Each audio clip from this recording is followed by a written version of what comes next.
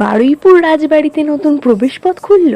প্রায় 400 থেকে 450 বছর আগে রাজবল্লভ রায়চৌধুরী এই বাড়ির প্রতিষ্ঠা করেন। বাংলার নবাব তাদের রায়চৌধুরী উপাধি দেন।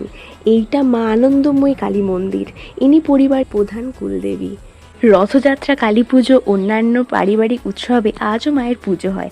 এই যে রাস্তাটা, এটা অন্য সময় বন্ধ থাকে। এখান থেকেই যাওয়া যায় নিম কমল হয়ে। বারুইপুর ম্যাজিস্ট্রেট থাকাকালীন বঙ্কিমচন্দ্র চট্টোপাধ্যায় এখানেই থাকতেন। এখানে দুর্গেশ নন্দিনী ও কপালকুণ্ডলার মতো কালজয়ী উপন্যাস রচনা করেন। এটা 400 বছরের বেশি প্রাচীন রাধাকৃষ্ণ ও জগন্নাথ মন্দির। আজও এখানে নিত্যসেবা হয়। রাস ও রথযাত্রায় প্রচুর মানুষের সমাগম হয় রাজবাড়ির সামনের মাঠেই। এই দুর্গা দালানটিও বহু প্রাচীন। বহু বছর ভঙ্গপ্রায় অবস্থায় থাকার পর নতুন করে দুর্গা দালানটি সংস্কার করা হয়েছে। কয়েকশো বছর আগে রায়চৌধুরী পরিবার এইখানে দুর্গাপুজোর সূচনা করে। কালের নিয়মে পুরনো জৌলুস কলমীয় পুজো আজও বেশ জাঁকজমকভাবেই হয়। ইতিহাসকে কাছ থেকে অনুভব করতে চাইলে একবার অবশ্যই ঘুরে আসুন বারুইপুরের এই প্রাচীন রাজবাড়িতে।